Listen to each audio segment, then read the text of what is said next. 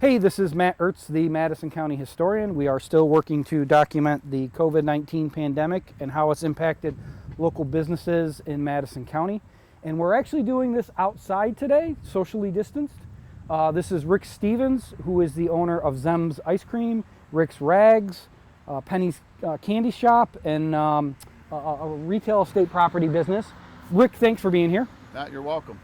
So for those that aren't familiar, I just gave a whole bunch of businesses. Talk a little bit about what you do.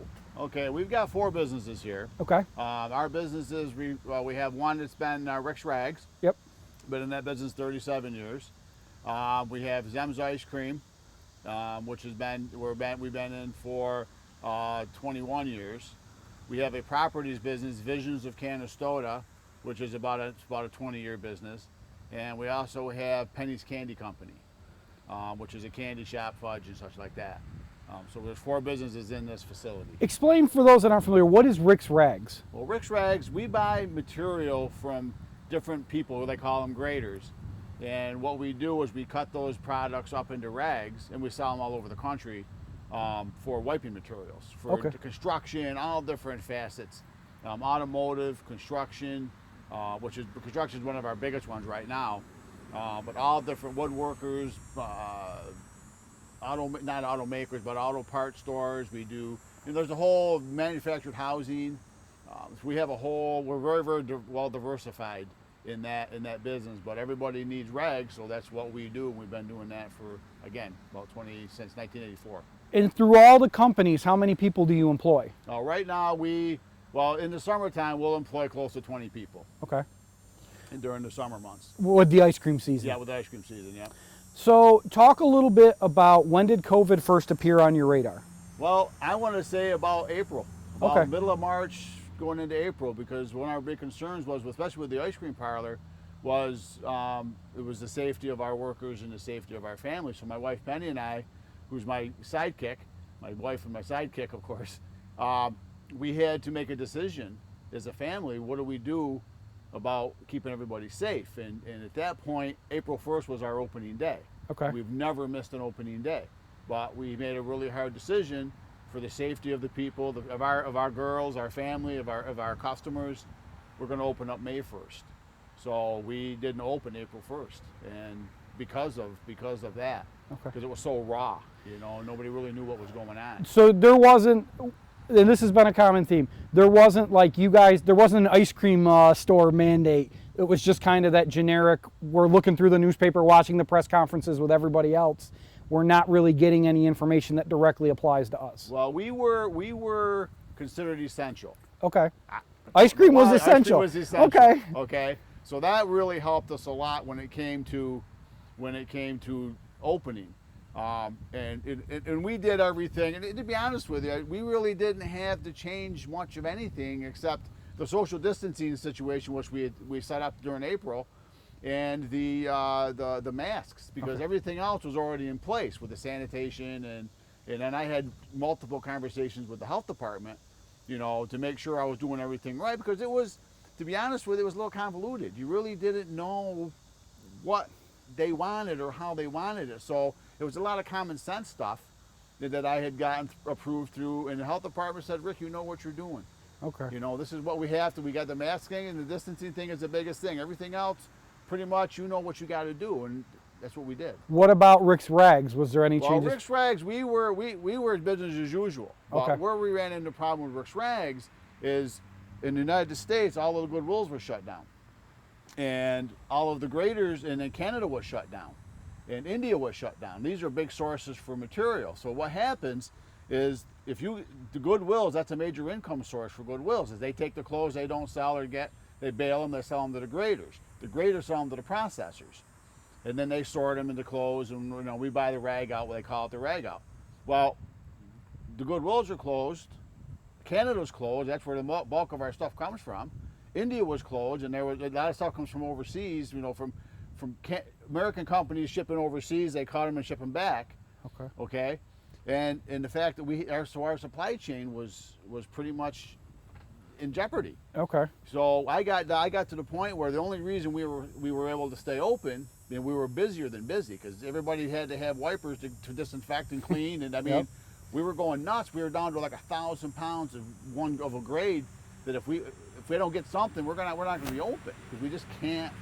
And the orders didn't stop coming, so we just kept. We got lucky. My guy in Canada found me 20,000 pounds, and even as of today, we're having a hard time getting product. So we're kind of in a quandary with that. And Okay. I got a load coming in this week. The whole load is sold. The whole load is sold. I got one right behind it because the demand for rags, It's so high. is so high. So we're kind of, it's a good bad thing, but that's how that business was affected, and it's still affected, and it will be for a long time. So, well, and that brings us to another point. So when you reopened with ZEMs, talk about that process. Was everybody just kind of running out because they wanted to get out of the house and get something, or was it really slow initially? Well, no, actually, it was kind of crazy. Okay. Our opening weekend was like a record weekend. People wanted To get a out. sense of normality. And like I say, the whole month of April, I had agita. I mean, I'm like, Penny, I don't know what to do. So I come up with a plan to build these posts with 6-foot distance markers. I stood out here the first weekend with I was like a COVID police, I guess you could say. Please wear a mask, please wear a mask, because I didn't know where it was going. I know I could get in trouble. I could get shut down at that time. So we were really nervous about doing it. But to be honest with you, the ice cream business has been phenomenal. The people that have been coming have been great. Everybody's been wearing, a few people, but 99.9% of the people wore their masks. They understood. And then I saw a transformation in people again when we were able to put out tables. Because when we started, no tables. Yep. There was no eating here. You had to take your ice cream and get in your car or go home. And they said, okay, you can put tables up.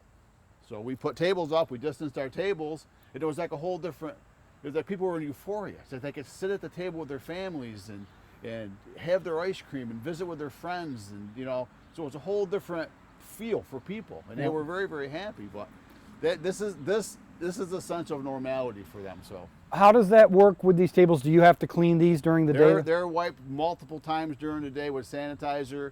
We clean the tables, we clean like I say, the sanitizing piece of it, we wipe the tables anyways. Yep. But the only difference now is we beef up the sanitizer a little bit. Okay. To keep them clean. But Have you had any issues getting like stuff to make the ice cream? absolutely, we have. Actually, we have.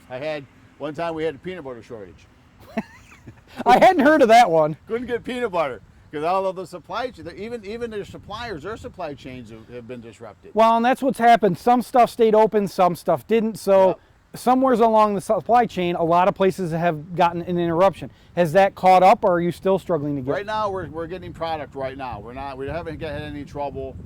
Some ice cream things were kind of, couldn't get pistachio. They discontinued that, but we found it. We're back online again. But when you can't get peanut butter and hot caramel, you get a little nervous because those are the big, But we ended up. It was only a couple weeks. Then we got back into the groove again. Have you found? I don't even know if you track this. Have you found that taste differed? Before everybody got vanilla and everybody wanted chocolate since COVID happened? I think everybody's we're doing some crazy stuff. You know what I mean? So people want to try different things, but people they got their deal. They come in if they know what they want their twist and dipped. they don't want to divert from that. Okay. So, And that's, that's been about a 50-50 split. Some places have said that, man, we found that, I think I told you before we got on this, one place said we couldn't make enough burgers. Everybody wanted a burger. We got a full menu and everybody wanted burgers.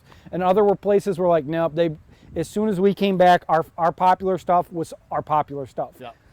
So that's always kind of interesting to see if stuff changes at all. And I think that's part of the psyche for people, and they want to get back Comfort. to, So when I said when I said we're an essential business, and people always tell me you're the mentally essential, he says. Well, and that's why everyone kind of went, well, why are liquor stores still open? Because they kind of knew people are going to need some level of release. Yep. And there's other things too, but that was one of the big questions when it first happened. And Why that's are controllable? I mean, that's a controllable thing. Yep. The liquor store owners can, they can. There's certain businesses that can make it happen. Yep.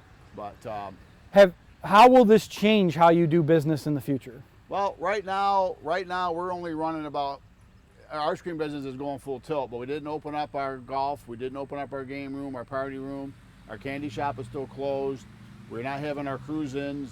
We're not having our music. We're not having our labor love for Eric because of of COVID. So that's gonna, those things we're reevaluating. We're still gonna do them, but we're gonna be looking at different ways, more efficient ways, more, you know, to try to figure out. We want to be back to normal. We want to, whatever normal is.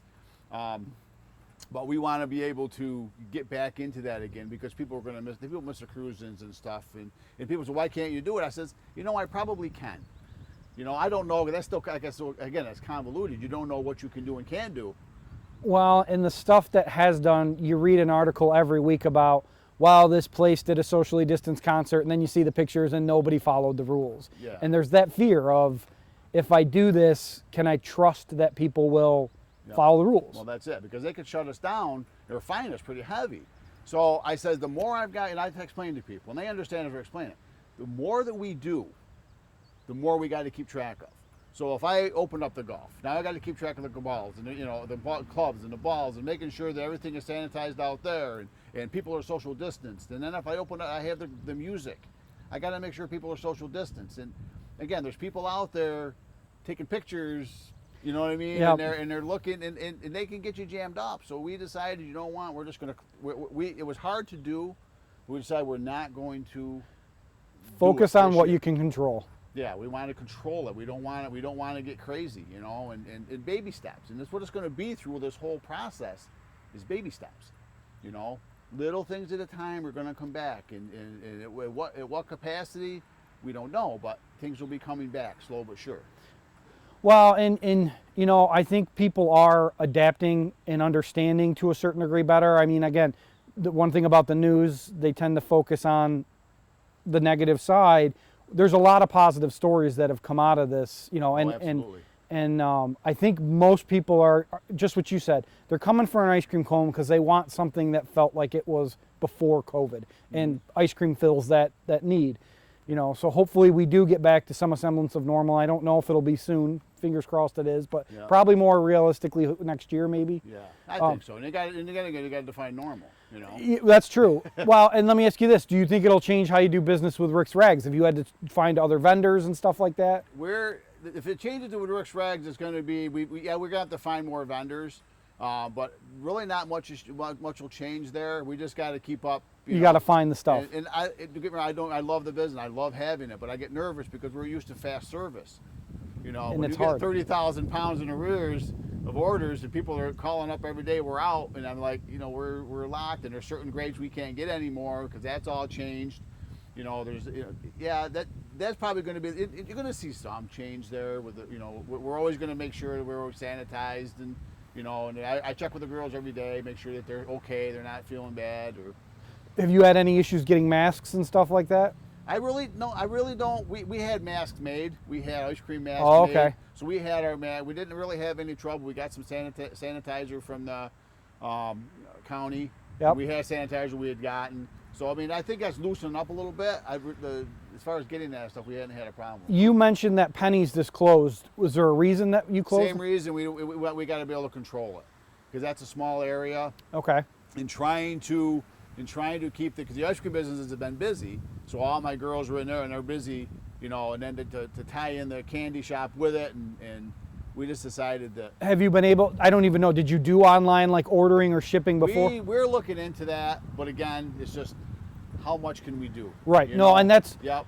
Every place is adapted differently, and that's why I asked, because a lot of places went to, you know, we were just talking to Oneida Office Supply earlier this week, I think actually, and she talked about they were lucky enough to have a room, so you were assigned a time and you were given X amount of time to pick up, and they would go and put the stuff in the room and then close the door, and you could come in and pick up your stuff, and then when you left, they came in, cleaned everything out, and then put the next order in and prepped the next order.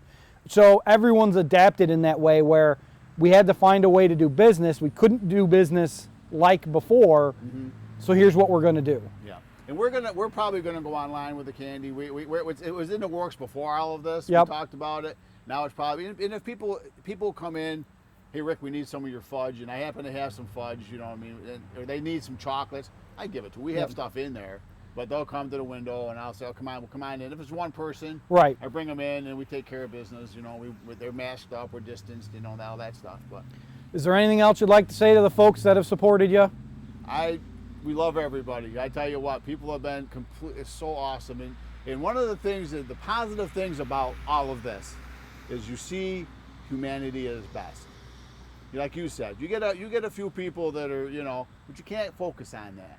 That 0.1% of people, you got to focus on the 99.99% of the people that are awesome. And people that come here, they're happy, they're good to go, and they look forward to, not just here, any place you go, you're seeing more and more kindness. And I said, and I tell people all the time, the good people have to stay the good people. Yep. Because otherwise we're going to be overrun. It's So true. we have to stay good, we have to stay positive. And I said, nobody likes these things. Nobody. But it's something we've got to do, and we have to make things, in order for this to get better, and it will. It'll be just part of this COVID will be part of us. Just like the measles was part of us, and the flu was part of us, and, all of the diseases that are still in us, it'll get better, Well, I think that's the perfect way to put it too. This idea of we'll get through it. It sucks in the moment. Absolutely. But hopefully, down the road, it gives us a better character, and maybe we're more prepared next time. And when you talk to your grandkids, you say to them, "Hey, I'm going to tell you a story, because if this happens to you, put on a darn mask." Yeah. Thank you very much, Rick, for taking the time to talk to us. Not a problem at all. I do appreciate it. And I was going to do one more quick thing. I told my high school girls, the high school kids were really affected by this. Yep. I said, what's great about this? What's great about this? I said, you get 3 or 4 different graduations. I said, the class of 2020 is going to be known for this. So I graduated in 1980. I said, they got us in, they gave us our diplomas, and they sent us packing. We're just a class of 1980. You guys have something special. We've been documenting photos of the stuff, and one of the unique things this year is clearly parents and family and friends went above and beyond, because you can't walk down a street without seeing somebody's door plastered with pictures and notices of where they're going to college and all these different things, which I've never seen that before. I've seen little things, but not to this extreme. Yeah. And even to the point where you have like one person literally took their whole front lawn and put a massive sign up on graduation day. Congratulations, graduates. Never seen it before. It was taken down maybe 2 or 3 days later, but it was that idea of people are going above and beyond to give those kids something unique, because they didn't get the same old experience. That's right. And it's a new experience, and in some cases, it's a nice experience. Yeah, well, the and drive-through, it's different. you know what? This is going to be a year for so many reasons that is going to be forever remembered. And as a historian, they talk about, I think 1968 was a huge year, 1918, that historians go back and look on. 30 years from now, people are going to look back on 2020 and be like, man, look what they did. Hopefully it's for the positive. Yep. We'll see. We're recording these for those historians, for someone to look at, Hey. and hopefully we're all long gone when they start looking at them. We'll all be done. Yeah. Thank you very much, You're Rick. more than welcome. Thank We'll you talk so to you much for your soon. time.